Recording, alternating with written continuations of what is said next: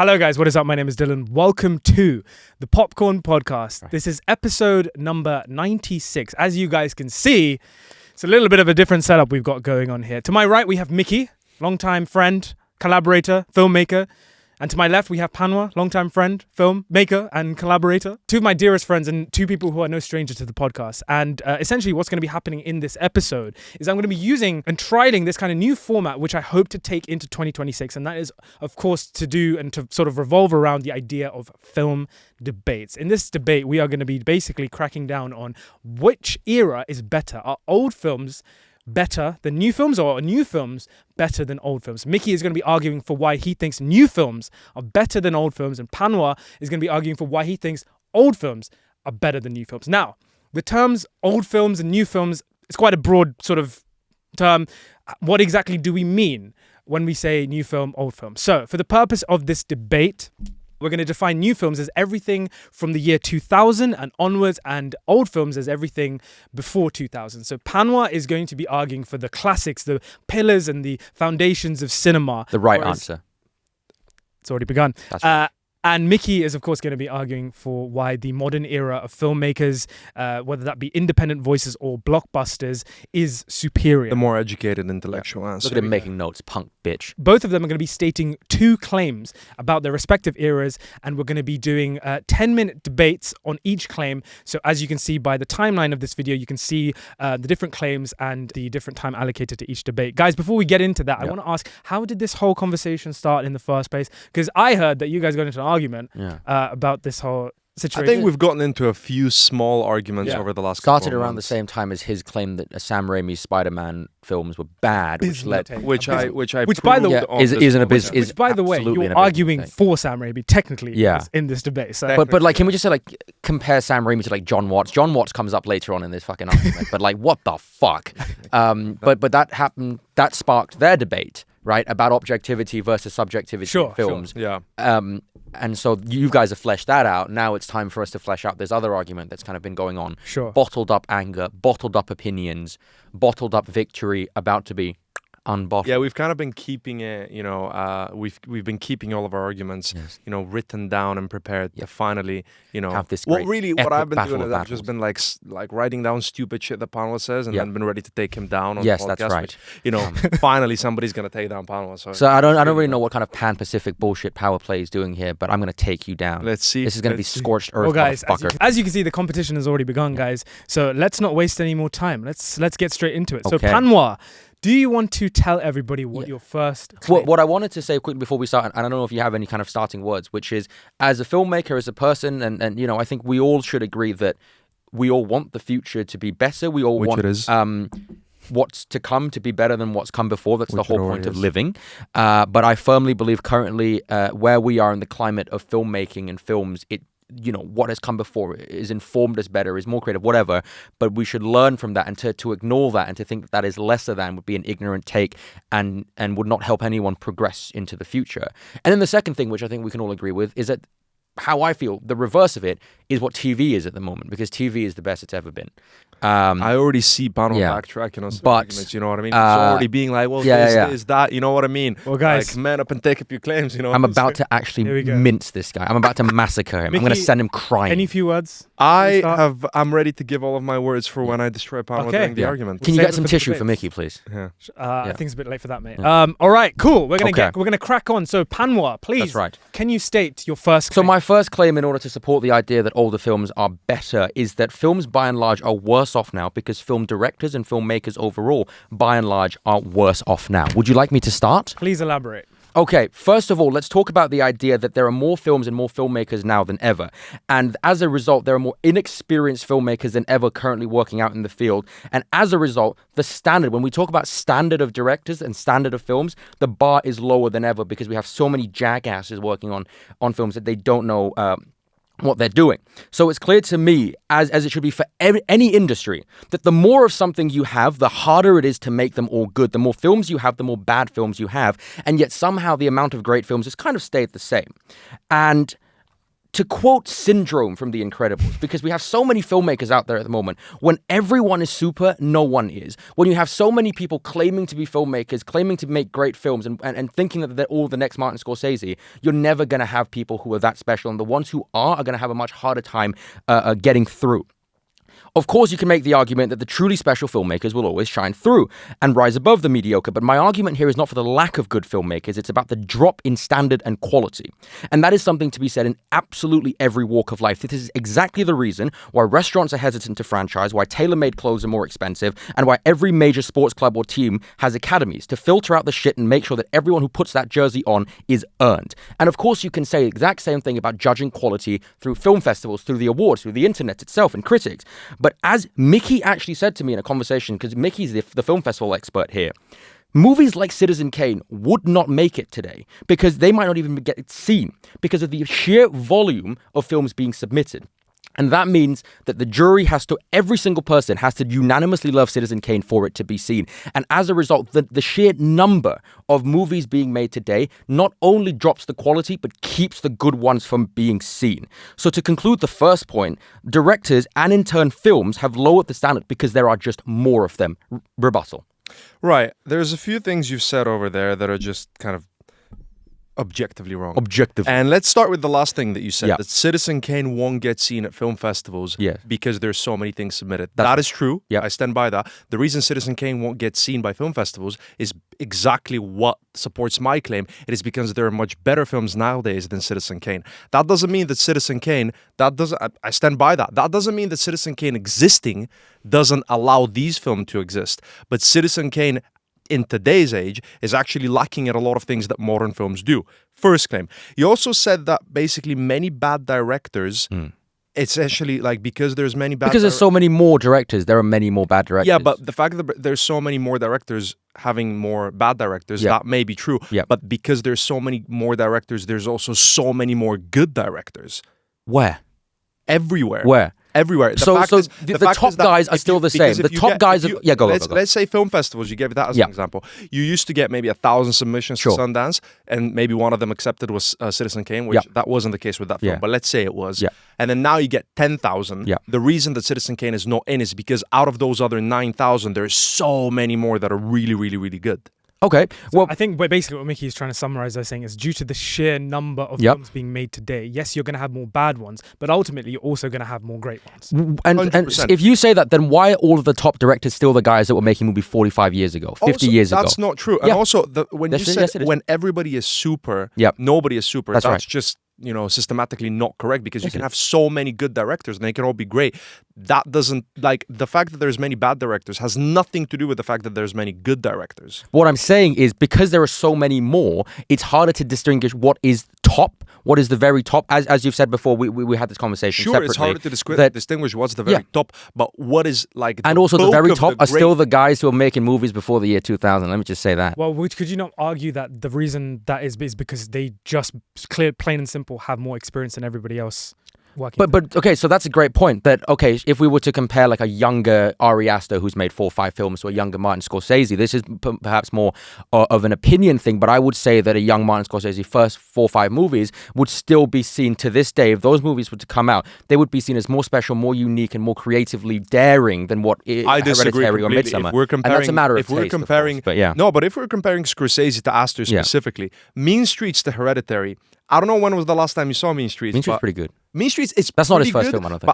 But for the record, Scorsese is my favorite director of all time. But Mean Streets actually lacks in a lot of things, and I think even he will admit that. You know what I mean? So if you're comparing 2 great debuts, Hereditary is actually a much better debut. Okay, so let's take one of the greatest debut features of all time that I believe came out just before the year 2000, Sam Mendes' American Beauty. That fucking clears Ex Machina, that clears Lady Bird, that clears Hereditary, that clears Moonlight. It won more awards than Moonlight. That clears but you're everything. giving me one film, and we're not going to be specific. But the overall, the point of quantity is that I think there are too many at the moment.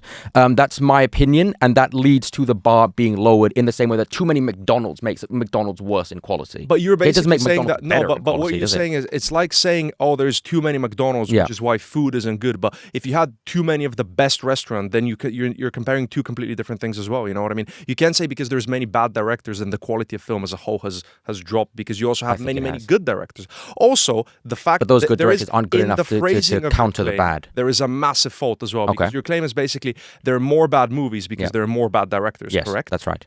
A director isn't the only thing defining. There are also more bad cinematographers. There are also more bad writers. There are also more bad jackasses who think they can write screenplays, but actually can't. There are also more bad producers who waste budgets. And let's say that there is more bad directors, but then the quality of a film can be dependent on many good HODs in that film. A film can be badly directed, but incredibly well acted, much better acted. Your words, not mine. Than it used to be. Yeah, because I think 60, acting 70s, is better. 80s, I will certainly say that. Could I say? I still have a second point, which I'd love to debate. Sure, we'll get to your second point, but I think just going back to your sort of original claim and just the sheer volume of people working in the industry, could you not make an argument for modern cinema being on a whole more learned, more experienced, just because nowadays we have so much to look back on, see where we went right and see where we went wrong, and essentially we have more experience as an industry to make better art? Well, I would certainly say that that's an argument that I could entertain. Absolutely, if you say like Spielberg and Scorsese and Tarantino and some of the greats like Michael Mann, whoever you want to say, they learned from their predecessors. Are still leading. Yep.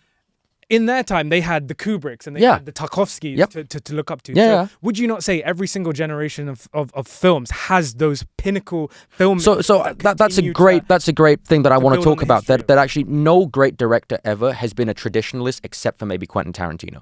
Every single person is an innovator who looks forward in one way or another. But the point is that how you're looking forward, how you're going about that, and the craftsmanship behind that, which is something I'm going to explore in the second point. So okay. So my second point, which is the large part that I want to talk about, which is that to set this up, Mickey, and I think both you and I can agree that technology for filmmaking is better than ever, that we have the best cameras, the best sound equipment, best editing softwares, best visual effects programs. I think we can both agree on that. But how we use that technology, I think, is a completely different story, because the tools we have at our disposal have become so advanced that we find ourselves relying too much on the tools and less on our own innate artistic craftsmanship and know-how than ever. And I firmly believe that any artist who relies too much on a piece of kit to get the job done is all on their way to falling out of touch and out of love with the very art form they signed up to understand. When you get lost in the technical side of art, you lose focus on the art. When you try and turn it into a science, that's when art dies. Adele is not a better singer because she has a fancy microphone. Picasso is not better because he uses a certain fancy brush.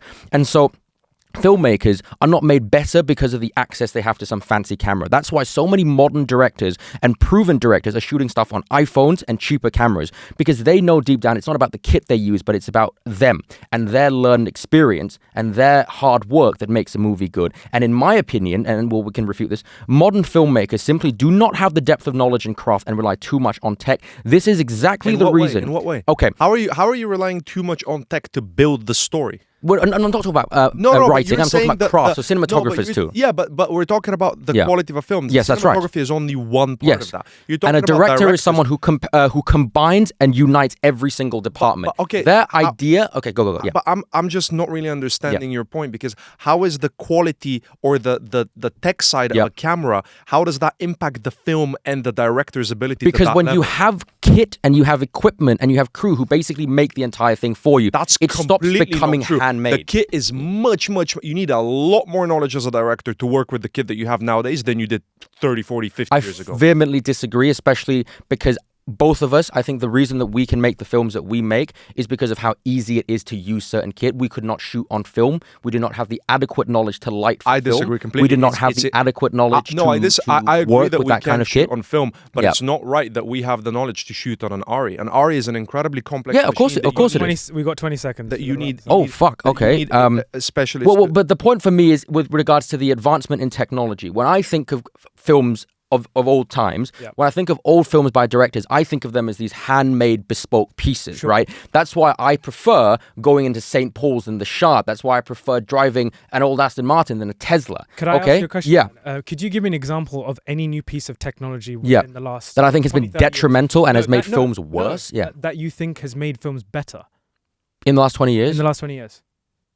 I don't know. Can I just say that I our understanding? I really don't think so. Could you not say if every film is made the exact same way on the exact same cameras, then you have a lack of diversity in film? No, absolutely. But there is. I think now we are existing in a world where you're filmmakers talking about the filmmaking mentality. Not just that, but also because most directors that I've certainly worked with, young up and coming directors, or even guys like people who made Wicked, clearly do not know how to use that tech because it looks like shit.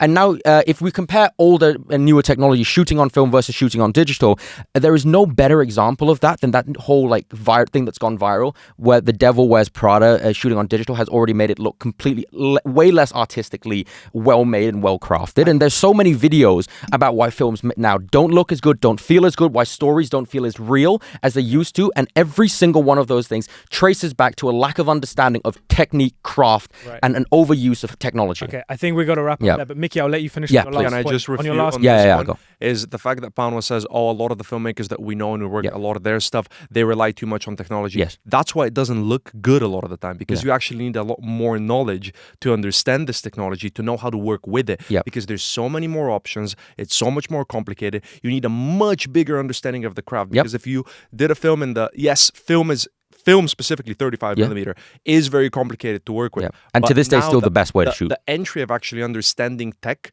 is so much higher than it was ever before. So I'd argue that, yes, there's a lot of people who don't understand the tech as much, but that's exactly my point. Is that do you really believe that? Because, well, at the same time, there is also so many more people working on films who understand that tech, 100%, so that other people don't have to. I agree with that. What I mean to say is that you need that understanding, whether it's through your cinematographer or you purely on an entry level. You need some basic knowledge, of course. More than you need to understand a lot in order for it to be good and look good. And the fact is that now that entry is quite high. Yes, there's a lot of people to help. But it's actually a lot. But would you not say, before we kind of move on, is that's why that he's kind of proven my point, that when you need to do all of this stuff to get all the tech, and you have all of these guys who are great technicians and great people who know how to work the job, but then it is my personal opinion, and I know lots of people agree with me on this, as I've said, is when you start turning to tech and when you start overthinking it, turning it into a science, that's when art dies. Well, no, because I think a good film knows how to use the tech, but then the storytelling is almost the tech is there to support the storytelling. This is what I think this part of the proportion thing is massively neglected, is the film actually fundamentally comes down to the story. Exactly. You can have the best tech, you can have the worst tech, you can have a director as a director. If the story's not being communicated, the quality of modern films or old films. And it's actually, my point is that, to refute Panwa's point, it's actually much more difficult to communicate a story well with the tech we have now, because we have so many more options, and understanding that tech is very difficult. So his point, I think, proves my point. Okay, I think we're going to wrap up. And just as a question for you, like, I'm just curious, right? Do you guys genuinely think that, with that Devil Wears Prada comparison, like the Wicked bad color grading, whatever, do you guys believe, in just as a personal opinion, that films by and large look better, just visually better now or better then? Like with digital, not digital versus film, but just I think on a whole, I would say personally, I think films back then looked a little better now, and I think we can also make that distinguishment because so many films nowadays look bad, but it doesn't necessarily mean to say there aren't as many 100%. films that look amazing, absolutely amazing. For every Wicked and for every Devil Wears Prada, there's also a Blade Runner. Of course, So I think we got to wrap up the first. Sure. Thank you for that claim. That's interesting. Brilliant. Let's move on to the next claim. Mickey, please state your first claim. Right, I don't actually have an opening monologue prepared, but I have a few points to go through. My second claim is that A24 has done more to improve the quality of cinema than anything that has come before it. There's a lot of things that have helped improve the quality of cinema. There's a lot of, waves and filmmakers and things like that. But I think A24 as a movement has started something that nothing before has started. It has, in my opinion, the indie auteur voice, or however you decide to do it, but voices that come from the filmmaker, not from the studio system necessarily, those voices really are often what is great, and a lot of the times, more often now, those voices are actually what gets copied by the studio system what changes the industry. A24 has amplified those voices more than ever before. This is statistically so. The indie market, however you define A24, whether it's an indie or a major studio, but the market of, original indie-driven things is bigger than ever in the history of cinema before. And the fact that it's bigger has actually changed the studio system and the way that people perceive films as well, because studios are now trying to copy A24 and take note of the things that they're doing. Yep. I know that you're going to argue that there is waves and filmmakers and things before that have done the same, but the volume at which this company has done it is greater than anything before. Interesting. Also because it has inspired other companies to do the same, and the other companies start their own movements, which in turn builds and builds and builds and builds and builds. I have a lot of other points, but let me see what you say. I just have three different kinds of rebuttal. Let's just look at stats first of all, okay? So A24 is a film company, of course, a production company, and when we talk about A24 as a total has won a total of 21 Oscars, and as of late 2025, all of their films have grossed a combined 3.35 billion. Okay, I'm going to pick one man. His name is James Cameron. James Cameron filmography alone totals to 22 Oscars. That's more than an entire company, and have grossed a total of 8 billion. For context, James Cameron has made 9 films, and A24 has made 100. You've been beaten statistically by one bloke. Yeah, but who probably his films create more job and employment opportunities than this entire company. That has nothing to do with the argument. So when we talk about quality of cinema, awards and box office. What my point is that A24, the fact that it exists, has inspired the way that Barbie is, the way that Oppenheimer is. All of these incredibly highly grossing films. Can I ask you how A24 has inspired those Barbie and Oppenheimer? A24 made good cool. It made good cool. Okay. Not that good was not respected before. Yep. A24 made great cinema cool. It made it popular. Can you give me some examples of what you mean by that? I would love to hear Hereditary some changed the entire Hereditary objectively. Hereditary changed the entire horror market. Sure. The reason we have elevated horror is Get Out and Hereditary. Okay. Yes, Get Out is not A24, but Hereditary actually. What is Get Out? Focus. Oh, I think. Oh, it's Blumhouse, no? Yeah, it's Blumhouse. Yeah. Is it? Yeah, it's Blumhouse. Wow, surprising. But the fact that that's a massive change that it has done. Also, all of their smaller things that have been getting picked up by festivals and things like that, because the way that it works is a film gets picked up, it gets a lot of buzz, it gets received well, and then a lot of the studios copy what gets received well. So they've made good cool, and they've also started by many accounts a cinephile movement. Letterboxd is as big as Letterboxd is because of A24. Audiences are getting way smarter.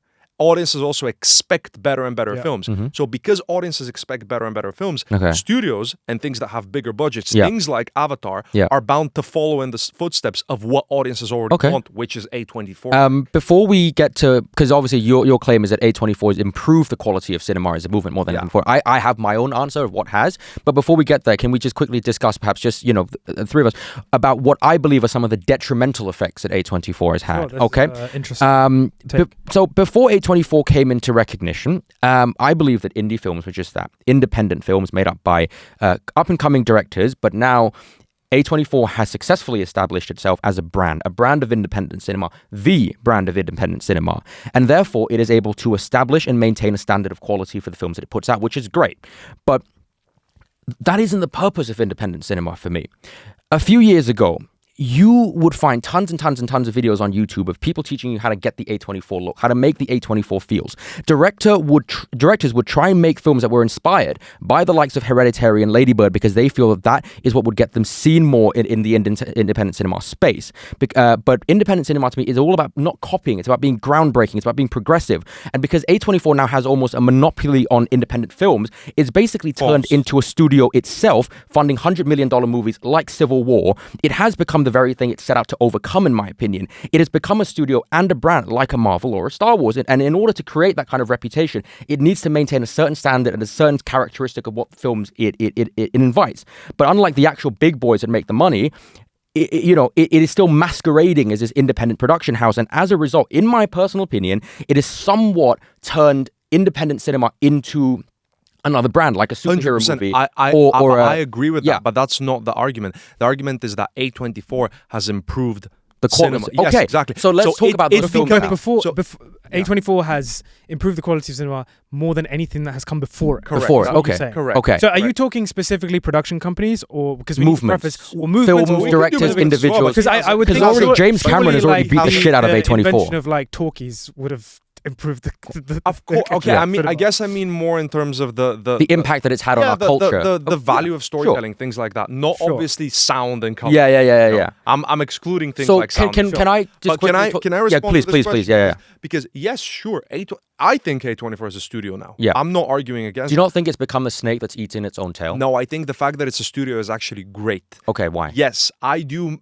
A part of me misses the small, super weird niche like A24 films. Because to me, that's independent films. A24 is not taking what it has done successfully and implying it into the studio system. Does that mean that their films get a little bit more mainstream, a little bit more commercial? Yeah. Sure, but are they still good blockbusters? Yeah. Absolutely. Sure. Civil War would not be made by another studio to the level of like weirdness okay, that sure. it has. I saw Marty Supreme yesterday. Yeah. Marty Supreme actually might be made by another studio, but I think it's A24. But it is. Yeah, I think so. But what I mean is that another studio could have made it. Yeah. But the big difference here is that A24, and this is a whole other subject. Yeah. No other studio would have made Marty Supreme for 70 million. Okay. Which actually 70 allows million. Marty Jesus. Supreme to succeed. Okay. Which actually, when films break even, Yeah. more films get made, etc., Great. etc. Can I ask you Yeah. a question? Do you think it's been more difficult? It's getting more difficult now to whether or not you.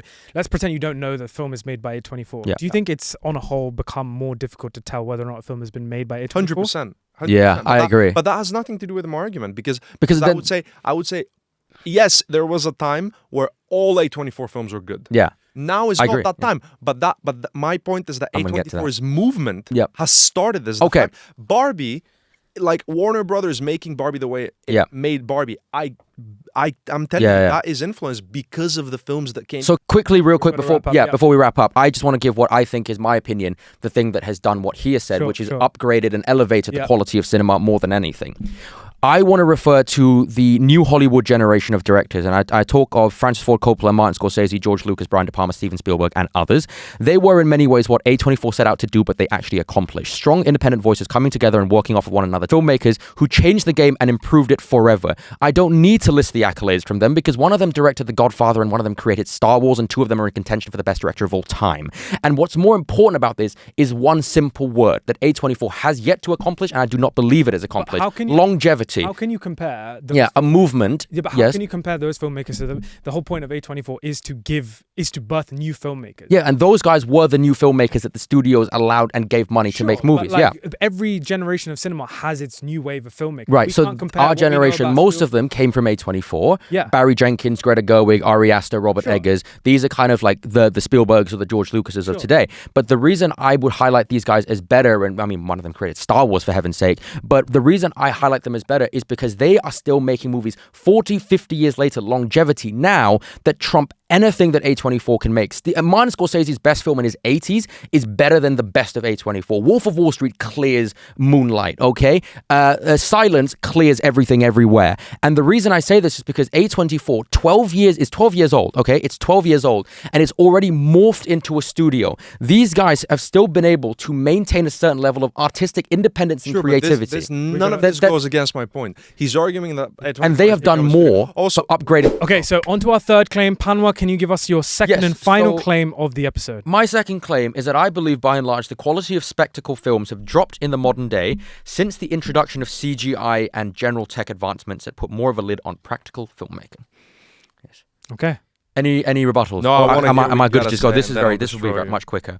So let's first establish that CGI and advancements in technology is not bad, as established earlier. I think an overuse or a misuse will lead to filmmakers forgetting the basics and becoming over-reliant. Bad CGI was often the norm for a long time and will still take you out of the experience. It is my personal opinion that CGI should only be used to create things that human never could. For example, a wide shot of a Brachiosaurus in Jurassic Park walking around. We can't make that. What we can make are like the Triceratops that are breathing, lying on the ground. So, the issue that I have now is that they're being used for such utterly ridiculous, mundane things that you can do for real. That you have jackasses like John Watts using green screens and blue screens to make daylight exteriors. To me, real is always better. The idea of danger, of adventure, of doing it for real. We all know when something on film is captured for real, it's always going to elicit a more powerful reaction from anyone. That's why Tom Cruise at 60 is still jumping off of shit and hanging off of shit for real. That's why Denis Villeneuve demanded to shoot Dune in the desert because he said Jaws wasn't shot in a pool. And let me remind you that this was the norm. because it was the only way. Werner Herzog wanted to make a movie about a giant boat going up a jungle slope, so he dragged a giant boat up a jungle slope. David Lean wanted to make a movie about thousands of extras riding camels in the desert, so he did just that. Filmmakers are now creating fake sunsets on LED screens instead of going out and doing sunsets for real. Like, I'm going to send Terrence Malick and the entire cast of Days of Heaven after you. Who wants to work that way is the second part of the debate. As a filmmaker, Mickey acted in my film where we shot scenes in Greece. We went to Greece for real. Would you prefer if we shot that in a soundstage somewhere in the UK? Cinema, just like every art form, exists from us. Art comes from us, and how can we ever make anything good if we just spend our times in dark rooms instead of going out there and doing it for real? I know we said not to talk about Lord of the Rings so much, but the reason people love it so much more than The Hobbit is because it's real, it feels real, and it looks real, and they were on location. To me, and to every aspiring filmmaker, growing up, the idea of movies felt so cool. You could be this pirate, samurai, cowboy who running off to God knows where with God knows who, to different countries, to different places, working sometimes from 10 p.m. to 4 a.m. in the morning. Where is that? Now, when you can shoot everything safely on a studio, where is the adventure? Where is the discovery? Where is the magic? Before green screens, you had matte paintings. You had to be able to fix it. You couldn't fix everything in post. And as a result, I believe not only has the introduction of CGI and the overuse and the misuse and the misunderstanding of it led to an experience of films and filmmaking that feels inherently less real, less tangible, and therefore less human. Right. Okay. So there's a few things Panwa said. I'm going to review first, and then I'm going to put my things on. Cool. First of all, just a small one. CGI is in no way the reason why The Hobbit is worse than Lord of the Rings. There's many other reasons why The Hobbit is worse than Lord of the Rings. There's a lot of and it's not the CGI. The CGI is bad. Second point, Panwa said, who wants to work that way? Fair. That has nothing to do with the argument, though. Who wants to work that way? Sure. I don't want to work lazy on an LED people screen. who make shit films. You don't want to work on an LED screen. No. That does not affect the argument, which that is it quality. Affects the quality. I think it does. I disagree. I think it does. Now, also, Panwa said something about Dune and all of that. Now, the fact that Dune looks the way it does, so much of Dune is CGI. Yes, they went into the desert, but Dune in many ways has the quality it has because the CGI is great. Oh, absolutely. I will also say that you're saying CGI makes the quality of films bad and things like that. Yes. But you're comparing like incredibly CGI heavy films. Yeah, because we're talking about spectacle right now, like the big blockbusters, right? But there's so many spectacle big blockbusters that you think are actually practical that use CGI to allow them to do the things. Oh, absolutely. I'm not saying it's bad. I'm saying it's lessened the standard of quality. What was your claim? What was your that the introduction of it, as the more CGI has crept into our lives, because I think CGI is great. You don't have Transformers or Pirates without it. You don't have Dune without it. But the more it's used, the more it has lessened the standard of the spectacle films because you have people misusing and misunderstanding it. Okay. And excessively using it. What about James Cameron? Okay, so I actually did brackets saying that Avatar doesn't count because that's a fully CGI experience. Because I think it's art. I think visual effects is an art form in and of itself. You're saying CGI makes the spectacle worse. Absolutely. So, but you're giving examples like Dune. And, because these are the exceptions, not the norm. No, I'm talking about a drop in the standard of quality. I think if we're talking about quality, let's say quality blockbusters. There is a lot less quality blockbusters that are CGI heavy, and when I say heavy, I don't mean Dune. I mean like shit like Transformers. Than you think. There's a lot. Actually, not that many. I think there are. No, exactly. That's my point. But you're talking about how it affects the quality. That quality is not defined by the standard CGI. of quality is dropped because of the Skyscraper with Dwayne The Rock Johnson is not bad because of the CGI. Skyscraper is bad because it's a bad film. I'm saying that the stuff like Skyscraper, stuff like these John Watt Spider-Man movies, which are shot to shit, when you have that excessive use of something, when you're literally having someone punch through a glass and not having real glass, these are the little details that all contribute to a less immersive experience. Sure, Tom Cruise, for every plane he jumps off of, he is using blue screen and green screen. I'm not refuting that one bit. What I'm saying is when you're literally using it for every single thing and you're abusing technology and misunderstanding it, you are forgetting the core of filmmaking. But you're actually giving, these are very, very niche examples that you're giving. Yes, some films will use CGI to break the window, but many, many, many, many other ones do not do that. I think most of them do. I think most of these MCU stuff do. Would you not say then your actual claim is not necessarily to do with CGI, but the overuse of CGI specifically with regards to studio blockbusters? No, absolutely. Spectacle films, What we consider spectacle now is vastly different from what we considered Spectacle then, back sure. then. Yeah. But also, the only people who can actually have an overuse of CGI just because it is so expensive are those studio films. It's interesting you said this because last night, like very perfectly time-wise, I watched this amazing video where someone broke down the I Know What You Did Last Summer. You know that Madeline Klein movie? And I used that. Someone punched through a glass window and it was just an AI generated like bad CGI like glass, when any other movie where the director has a brain on, and that's obviously a small film, any other movie where the director has a brain will just have the props guy make exactly, and like that's glass. my point, that most films do but that. that's why I disagree, because I think when we talk about the top blockbusters, for example, of this year, I think of F1, which probably used a bit of CGI. I think of Sinners, which uses it very well. But Captain America: Brave New World, anyone seen that? You're talking about MCU stuff, which is like that's spectacle. That's its own genre. But there's many other spectacle films that don't do that. For every Spider-Man, you've also got Sinners and F1. Right, but can I just make another new point? Is that I think you're failing to see the pros that CGI gives. No, I think CGI is fantastic. I think CGI is fantastic. And the fact that CGI, the best CGI is the CGI you never notice. Well, David Fincher uses it all the time. I'm not saying CGI is bad. Like, you can have CGI that actually allows for so much more opportunity. Yeah. You said yes. CGI should be used to make things that a human could not. Yes, that's right. But what about if a human, I'll give you a specific David Fincher's the exception. I'll give you a specific example, though. Stranger Things, episode 2, season 5. Okay. The scene where the Demogorgon comes into the bathtub, right? Yeah. They're hiding. The entire crane of the bathtub and the shower head itself is actually CGI. Right. Which is done to allow the shot the way that it to look the way it does. To look the way it does. But I'm convinced you can make it practically too. No, you couldn't, yes, I could. because that's where you put the camera stand is where that crane. Just take the wall out. Yeah, but the take the wall out. The point is, did you notice that? Because that's good CGI. That's well used. That happens all the time. Where you have something that's CGI'd that actually allows for the shot and the entire composition to be better. And in absolutely, those cases, CGI is so good. I also think when people shit on CGI, I agree with that point completely. I'm not shitting on CGI at all. Bad CGI to good practicals. They don't compare bad the best of CGI. That's a great point. No, that's a great point, and I would absolutely agree with that. I think for the most part, like everything you've said there, I actually agree with, because I think CGI is brilliant. But the point is, I think by and large it is misused, and I think as overused and misused. Like have we all seen Wicked, guys? Like, come on now. Like Jonathan Bailey looks like Ryan Reynolds, for heaven's sake. But listen, so I think if you sorry, last point. Yeah. You were saying that for every F1 you have a Wicked, for every Dune you have Captain America: Brave New World, right? It's like a 50-50 or even a 60-40, whatever. My point is, 20 years ago, 50 years ago, it was a 90-5, a 95-5. It was a 99-1. But the other 45% were actually bad practicals. What do you mean? The rest saying it was 90 to 10 or whatever, but you had a massive portion of films that actually had really bad practicals, in the same way that you have massive portion of films that have really bad CGI. Look, that's a great point. My last point it is a good point. This point would be that the reason Wicked Part 2 is bad is not the CGI. I think a lot of it is what I disagree. Well, Wicked Part 2 is bad on many counts. We can agree on that. But you're saying CGI affects the quality of modern. I really do think it does. Yeah. Yeah, but not an overuse and a misuse of defines it. The film as bad or good. I would define it as bad because of these craft reasons, for sure.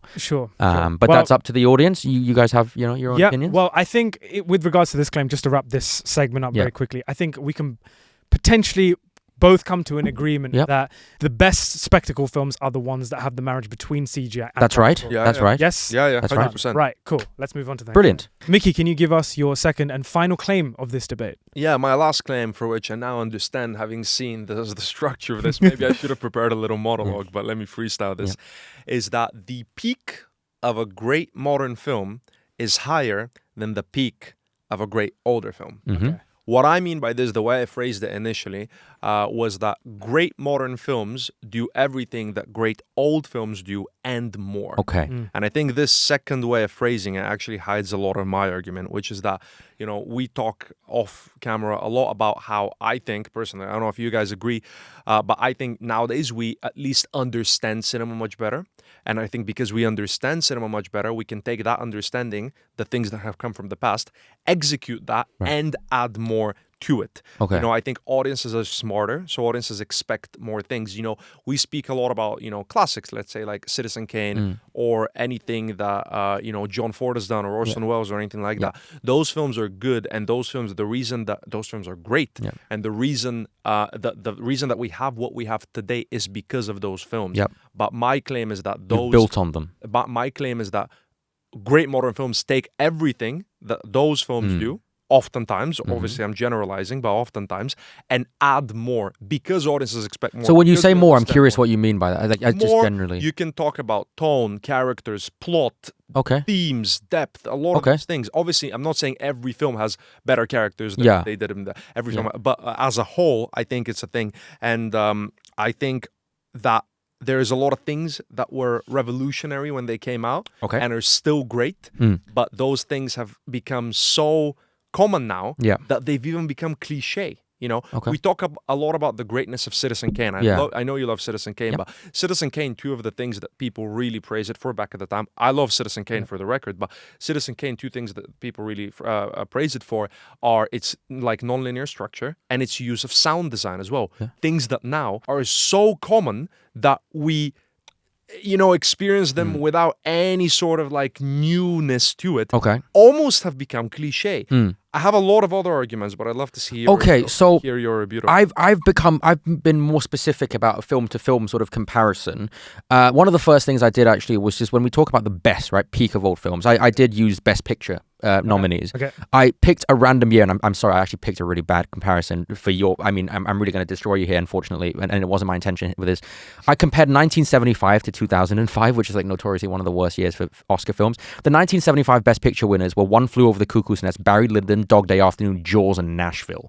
2005 was Crash, Brokeback Mountain, Capote, Good Night, Good Luck, and Munich. Okay, in my opinion, there isn't. When we compare modern and old, there has not been a shark movie better than Jaws. There has not been an adventure movie better than Indiana Jones. There has not been a sci-fi film better than 2001, a better horror film than The Shining, Casablanca, When Harry Met Sally, and Before Sunrise. No romances even compete. The only one you have is In the Mood for Love, which according to Letterboxd you have not seen. When we go to the foreign films, we look at a guy called Akira Kurosawa, Andrei Tarkovsky, Ingmar Bergman, Federico Fellini, Godard, and Ray. From Japan, Russia, Sweden, Italy, France, and India. These are the most acclaimed directors of their countries and in the history of their countries, and they all came out before the year 2000. For every blockbuster franchise modern, there is a classic that's better. Old Star Wars is better, or Jurassic Park is better, or no new Alien competes, no new Terminators compete. Most blockbusters are remakes or rehashes of the same things we've done before. Even in animation, Up is beaten by Toy Story, Frozen is beaten by Lion King. I can keep going, but I want to ask you real quick, Mickey. Your favorite director is Martin Scorsese, yes? One of two, but yeah. Okay. What's his best? What, in your opinion, is his best film? It's a good question. I think his best film is Taxi Driver. Yes. When did Taxi Driver come out? Get fucked. The next thing is... but mate, yeah, okay, can go. I just say something Sure, please. Yes, sure, you're right. Do you think out of curiosity, his filmography before 2000 versus after, which one do you prefer? But you're taking one director. I'm taking all of them. Ridley Scott is better before. Spielberg is before. Cameron is before. But we're not talking about directors then versus directors now. We're talking about film as a whole. That's right. Could you give some examples? International films are better than they are now. I want to refute a couple of things he said. Go. He's saying things that are true. He's saying there is no better film than The Shining, Yeah. a horror film. Yeah. There is no better sci-fi film than 2001. What I'm saying is that look at the great horror films from the past and look at the great horror films from today. Sure. The great Exorcist? as a whole, the great horror films of today are better. No, I don't think so. They are. As a horror fan myself, The Shining, The Exorcist, The Thing, Psycho, compared to what, Hereditary? Fuck my ass. Like, what are we talking about? Yeah. You're giving me 10 films. Yes. I can give you 10 films this year that are great horror films. Yeah. This year. I'm talking as a whole because they take a lot of the things that the great films from the past do. Yeah. Yes, maybe. Not maybe. Yes, definitely. Yes. These films will not reach the level of The Shining. But as a whole, the peak of a great horror film today, what you're saying is the average of the film. Of course, yeah. But I thought this was about peak. I thought this was about like the top 3 best horror movies of this decade versus the top 3 horror movies of that decade. No, I don't. We've already mean proven specific international films. I mean the peak of a great horror film, not the peak of the great horror films. Because it's okay. I disagree on that completely. The peak of the great horror films of the 80s. So basically, what you're saying is there's more great horror films being made today than there was 100%. I firmly disagree. But also the films that are great today as horror films as a whole are better than the films that are great from the past as horror films as a whole. So you're saying if you take the say took a random year and you took the 5 best films horror films from that year, correct, versus the 5 best it would be Correct. overall better. Correct. Why do you think that is? Yeah. I think that I phrased it a little bit in my opening, but I think that we understand film much better now, and I think that because we do, we can a lot of really smart directors can take what was done then. Yeah. Sure. Like apply the same. But things can I and just finish? Sure. Sure. Apply the same things and add more, whether that's tone, originality. Right. Theme, whatever. Yeah. Panwa says there's a lot of remakes and rehashes. Yeah. Sure, that is true, but for every remake, there is also a film that is inspired by films of the past that takes everything that film did and add their own spin to it. A lot of the times, that spin is fantastic as well. But I don't think that spin is as good as anything that came before. In the case of horror is, of course, a very subjective genre. Yeah. Horror specifically is the worst to argue for you guys because we're in the golden era of horror. I don't think so. By the way, I'm not on either one of your sides. Yeah. I'm just raising the question. Horror being very subjective. Would you not say someone who was born in the modern era and watches horror films from old and modern era and says modern horror films are better than old films might be saying that because just generally speaking, they find modern horror films scarier than that of before. But the people who experience them in the past would have had as equal level of... Thank you very much. That brings me on to a great point. Okay. There is, and I'll give you an analysis, a comparison over this point.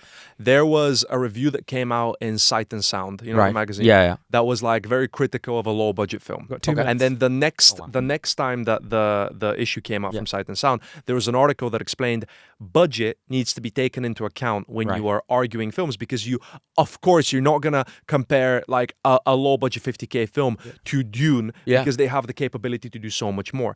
I think the same needs to be applied in periods. So yes, when you're looking at something in the past, you can look at it with those eyes. You can be like, at the time, its peak was so great.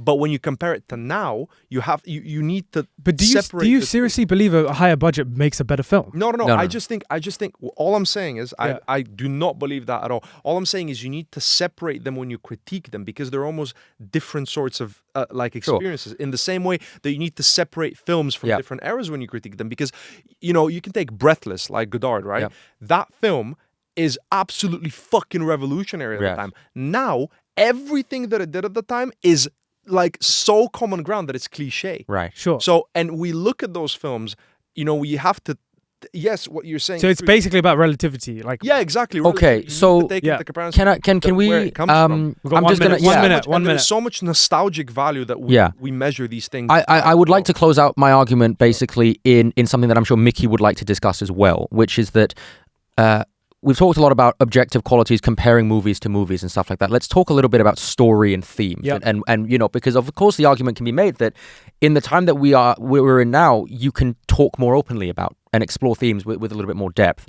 And I would like to refute that because in my opinion, and as someone who's watched a gazillion movies, there is no film, I'm just going to give some examples. There is no film that has explored mental health to this day still as well as One Flew Over the Cuckoo's Nest. No film that explores post-war trauma as well as Deer Hunter. Let me stop you right there. But the mental health is such a it's a broad topic, but generally speaking, with a certain kind of craft and creativity, with Deer Hunter, I think, is still the best for post-war trauma. I think being a parent does not... Kramer versus Kramer is the best. I think romance, you could say When Harry Met Sally.